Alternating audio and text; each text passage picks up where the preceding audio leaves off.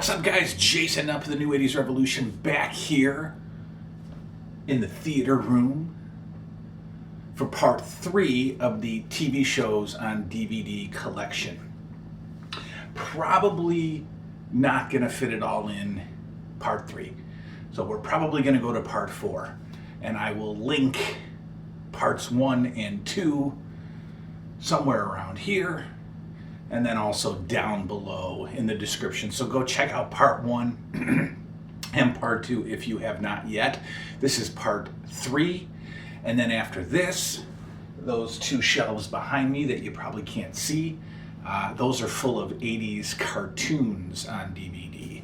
And I will be going through those as well with a very special 6-year-old co-host by my side in the next week or so. So tonight, part 3, but first, a couple of thank yous, a couple of shout outs, if you will. It's been a while, but I haven't been able to formally thank Michael Radke for sending me this awesome, fearsome, flush, Real Ghostbusters t-shirt. But that's not all.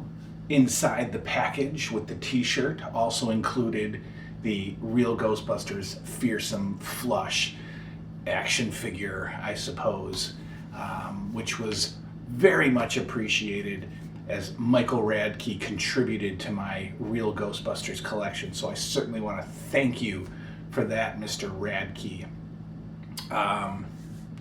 Speaking of the Real Ghostbusters, we are pretty close to being done with that collection. When I first started the line, I thought that I was going to pretty much collect everything for that line, all the official toy releases. But then I realized that they have some ghost accessories that, it's not that they're hard to find, but, they're a little pricey for what they are. And a lot of the times they're only boxed and, of course, pricier. When you get them loose, they're usually missing pieces or parts. And so I decided to stop the collection and consider it complete for me by just grabbing all of the figures, except one particular line, the Ecto Glow Heroes line. That's the final series. So the Ecto Glow series are extremely expensive. We're talking $80, $90 loose. We're talking close to $200 carded, and all they are the Real Ghostbusters figures with sort of glow-in-the-dark, glow-in-the-dark clothing or whatever. So I can't see grabbing that line and paying $80, $90 per figure. So I will not be collecting the Ecto Glow Heroes series, but I have completed all of the figures up to that point. Most of them came with their little ghost. Those aren't all that important to me. I'll actually probably sell those in a lot. I've got about 20 of those little ghost figures that came with the figures. But all of them have their proton packs.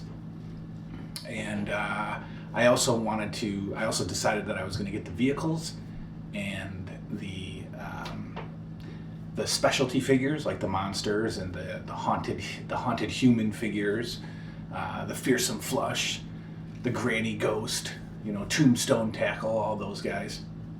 I grabbed all of those, and of course the firehouse. So pretty soon I will be done with that line. In fact, I just ordered my second to last item tonight.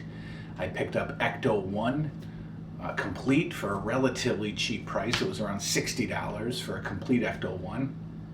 And so the very last Ghostbusters item I need to be done with that collection is the Slimer figure, the rubber or plastic Slimer figure from '84. There was actually 2 Slimers released. There was one called the Green Ghost before Slimer was officially Slimer. And then as that character gained more popularity, they actually released a Slimer figure. I'll take one of those, basically. So I need Slimer, and I'll grab him in the next couple weeks, and that'll be the end of the Ghostbusters collection for me. And then we'll bring you downstairs and show you a nice walkthrough of that line. I've decided that the next line I'm going to go after is the A-Team. The Galoob company produced A-Team figures. And what I didn't know, or what I forgot, was that they actually produced them in 5.5 inch or 6 inch figures and 3 3/4 inch figures, G.I. Joe style. In fact, very, very similar to G.I. Joe. I only remember the larger, A-Team figures. But as I was looking through some tonight to start getting excited about the collection, I noticed the 3 3/4 figures as well. So okay, we'll grab those two.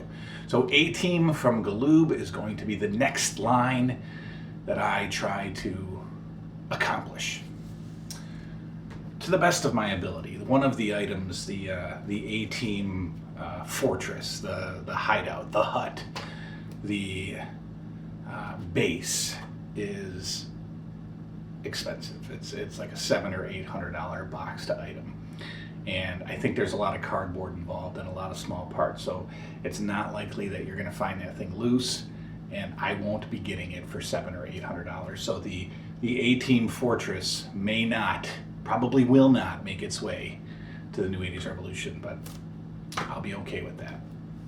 All right, so picking up where we left off, 80s or whatever, my classic retro vintage TV shows on DVD collection. I Dream of Jeannie, starring, of course, J.R. Ewing, before he was J.R. Ewing. Not huge fan of this. In fact, from the few episodes that I've seen recently on some over-the-air channels like Laugh TV or Me TV, and if you're in New York, some of the episodes that I've seen over the past year or so, kind of tough to sit through and watch. So I might have to choke this one down. I might have to pair this up with another show. I don't know if I can sit and watch 3-4 episodes of this in a row. Only 139 episodes. That won't be the worst thing to try to get through. They're about 20 minutes a piece. So I Dream of Jeannie, grabbed this because it was $5 sealed at a flea market, and it's classic. And again, it's one of those shows that I always remember being on when I was a kid. It was just always on somewhere in the house. I'm in the background. So I Dream of Jeannie. Another I Love Lucy. Again, all 194 episodes plus special features, still sealed. Why did I get this? Well, again, it's one of those shows that I grew up watching. My mom is a huge fan of I Love Lucy, a big collector of all this memorabilia from the show. And I mean, there wasn't a day that went by in our house that this show was not on. From what I remember, it was like kind of a late morning, early afternoon show on our Fox affiliate, Channel 31. Would always air 2 or 3 episodes back to back of I Love Lucy. Again, it's one of those shows that if I try to binge straight through and watch back to back episodes, I might get tired of it real quickly. So again, I might have to pair it with another show. Maybe I'll pair this with I Dream of Jeannie or something and alternate episodes to stay fresh. But certainly not a horrible show. I mean, it's great. It's classic television, and it's funny and it's historical. So when I saw it and it was relatively cheap, I thought, well, I Dream of Jeannie was always on when I was a kid. I Love Lucy was always on when I was a kid. So we may as well add it to the collection, and we'll definitely get through it at some point. Now, a show that I will have no problem rewatching is, like I have mentioned, one of the 3 shows that I remember I've said before, it's one of the shows that I was exposed to as a kid and it stuck, meaning I would, it made an impact. I would want to watch it when it was on. I would talk about it. I would want the toys when I was a kid. I would want the pajamas. Greatest American Hero, Dukes of Hazzard, and The Incredible Hulk. Those were 3 shows that, I was really young, but I just remember caring about them when I was that young. I wanted to follow up with them. I wanted to watch them some more. And of course I got into, the toys and things like that. So I have this complete run. This is season 1. It's got kind of that neat cover there. Again, just classic late 70s, early 80s cheese. I can't even call this cheese. This is superhero. This isn't cheese. But Incredible Hulk, again, one of my very early fond television memories was hanging out with my grandparents and watching this show. So had to grab all the seasons of that, and we'll definitely be cracking those open soon. All but season 1 is sealed. All right. One of the only modern shows that I have, one of a few, I guess, modern shows. One of my favorite newer sitcoms, and newer by, I mean not in the 80s, but The King of Queens, Kevin James, Leah Remini. This was kind of the Seinfeld after Seinfeld for me. I watched, this pretty regularly as it aired, and then when it hit reruns, I was, this is one of those shows just like Seinfeld that you can pretty much find an episode somewhere on your television and be entertained by it, even though you've seen each episode, 12 times. I've watched this multiple times, not necessarily this box set, but I have watched this series multiple times. Seen every episode a few times, and it's a great show. It's a funny comedy. Kevin James in this is pretty great. All 3 of these guys have awesome, chemistry. I love this show. So when I needed to pick it up and add it to the collection, it was a no-brainer. King of Queens, again, one of the few modern shows that I actually enjoy. We talked about those early shows that stuck with me. Again, Greatest American Hero, Dukes of Hazzard, and The Incredible Hulk. Well, jumping a little bit of a few years, this was the next show that really stuck with me as I became a little bit older. The Dukes and the Hulk was around, I was 6, 7 years old. But when I got 8, 9 years old, this one really was must-see TV for me. Knight Rider was the next generation of entertainment for me. Had to watch this, had to collect for this. I remember, I've got it downstairs, the talking kit car, and the Tyco racing sets, the RC racing sets of Knight Rider. I had the Knight Rider big wheel. I had, the Knight Rider pajamas, and loved this show. So I, of course, had to have this in the collection, and it's been forever since I've seen it. It's been since the 80s since I've seen it. So again, with this many sets to go through, it's definitely going to take a while, considering I keep going back and watching stuff I've already seen, like Dallas, which is paused right there as I complete this and get back to that. But Knight Rider, definitely going to be watching that. Another more recent, again in comparison to the 80s, not an extremely popular show. It was one of those HBO comedies. This one is called The Larry Sanders Show. This is a hilarious show. Gary Shandling, rest in peace, but a very funny guy, very interesting delivery comedy-wise. So basically, Larry Sanders or Gary Shandling plays a late night talk show host, Larry Sanders. And so this series, this show, is basically about his show, The Late Show with Larry Sanders. So I think David Letterman and Jay Leno, well, Larry Sanders. So, every episode has special guests on because they're a guest on his show. So you got a ton of, cameos, and they all play themselves, of course. And Rip Torn and Jeffrey Tambor are hilarious co-stars in this show. All three of these guys, Gary Shandling, Rip Torn, and Jeffrey Tambor together, just kill it. This is a extremely, laugh out loud multiple times an episode kind of show. Plus it's HBO, so it's adult, and there's some adult humor, and it's good stuff.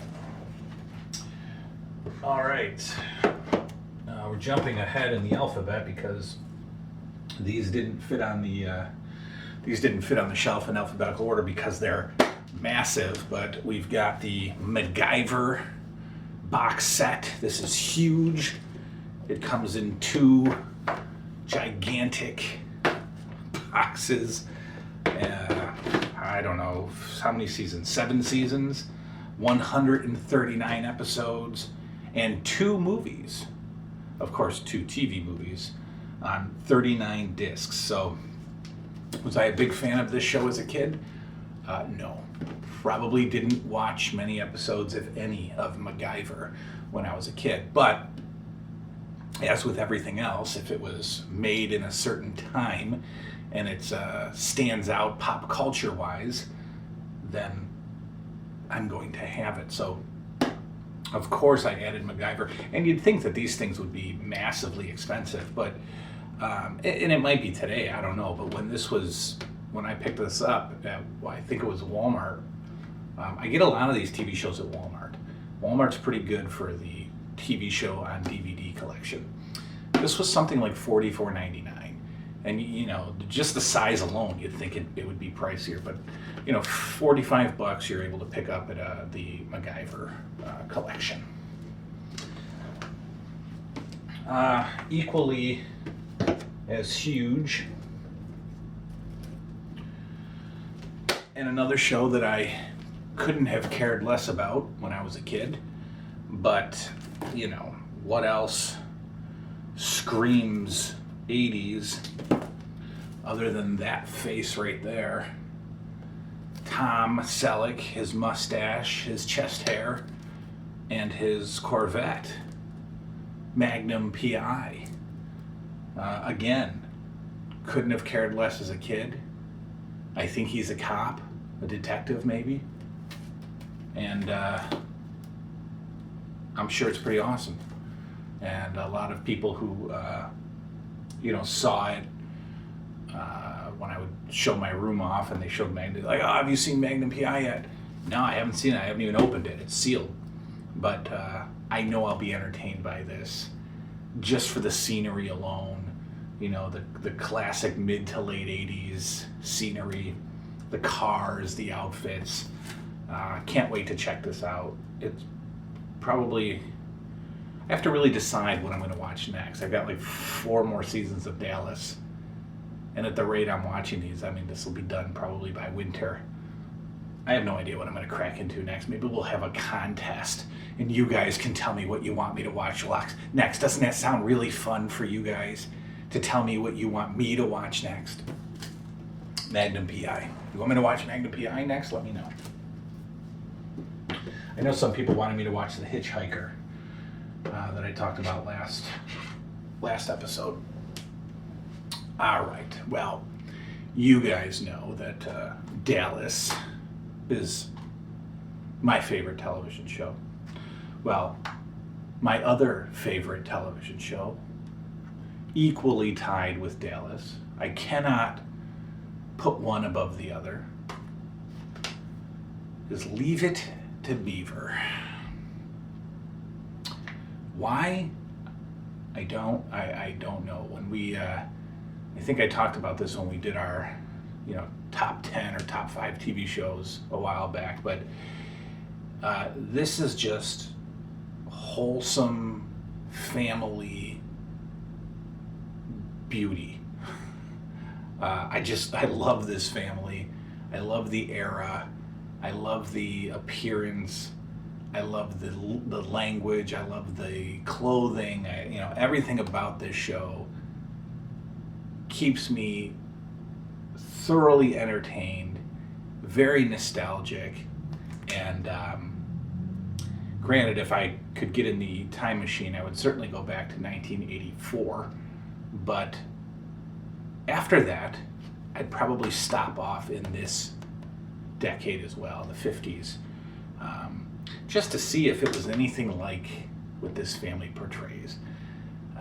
I'm guessing it wasn't. I'm guessing that this is a bit of a satire, but I would like to think that somewhere in the 50s there existed a June Cleaver, an Award Cleaver, and two of the most well-behaved boys on the planet who shared a room together until well into puberty. I would like to think that existed at some point in the 50s, but leave it to Beaver.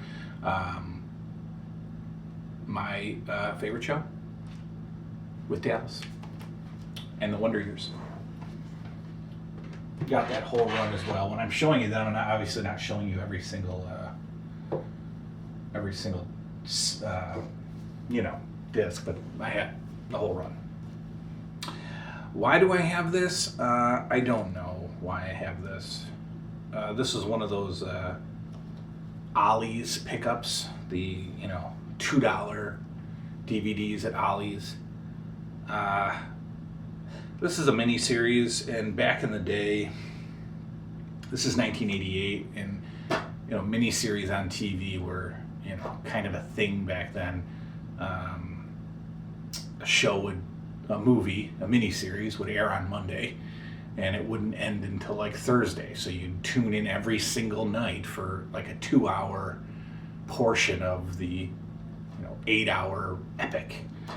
And Lonesome Dove was one of those 80s miniseries. And this is all of,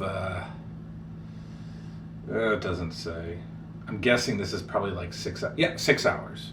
So 6 hours, that would be 3 nights back in the day. So this would probably come on at 9 o'clock, and it would go till 11 when the 11 o'clock news would come on. So 3 nights, a 3-night miniseries, epic premiere, epic adventure, Lonesome Dove. 6 hours. Just that, I like Dallas, and it's Texas, and it's ranching, and it's, I don't know, it's Lonesome Dove. Well, someday when I got 6 hours, I'll throw it on and enjoy it. Probably the last one we'll talk about tonight, maybe.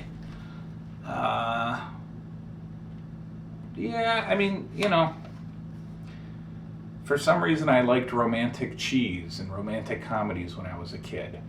And this one was not too much of kid. This is a little bit later. 92 to 99, I believe, was the run of Paul Reiser and Helen Hunt, Mad About You. Why did I like this? I don't know. I liked the couple. I had a thing for Helen Hunt. I thought at the time Paul Reiser was hilarious at the time. I dug the high-rise living in New York scenery. In fact, in 95, when I got my first apartment, it was in one of those tall buildings in downtown Rochester. And so I was, cool like these guys. And of course, I'd want to watch the show where they live in a tall building because I lived in a tall building. And that's pathetic, but this is, goofy couple comedy, couples, Paul Reiser and Helen Hunt. I don't know. Paul Reiser's probably the goofiest guy on the planet. and he's in this, like, he's so unrealistically jokey.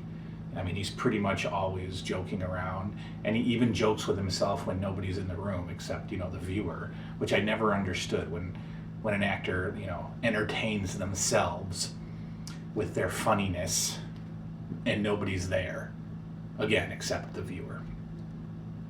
That happens a lot in here. But Mad About You, it's one of those Mill Creek crappy packaging, cheap box sets, but it's the series and it was cheap and I got it. Real quick, we'll fit it in. Along with The Simpsons, this was one of those early controversial shows. Of course, I was allowed to watch it because I basically had no television rules as a kid. If I was watching a movie with my dad, there was no rules. If I was watching a movie with my mom and nudity appeared, she'd tell me to cover my eyes. And that's how you kind of cover your eyes. But this was one of those shows that started the slow transition out of sort of wholesome to new generation TV. And of course it had religious groups and all kinds of people up in arms banning the show. And of course we're talking about Married with Children. Love this show, and it's hilarious. If you watch it today, again, every episode you will find yourself laughing at the comedy in this show. I love it, and it's got such a huge cult following. I mean, this show is extremely popular. Again, a Mill Creek box set, cheap packaging, but all the episodes are here. They're in great shape. They're in great condition, and this is hilarious. So you got to have Married with Children. We'll come back with part 4. That'll be the final part, and then we'll just keep doing our thing. Thank you all for hanging out with me. See you again real soon.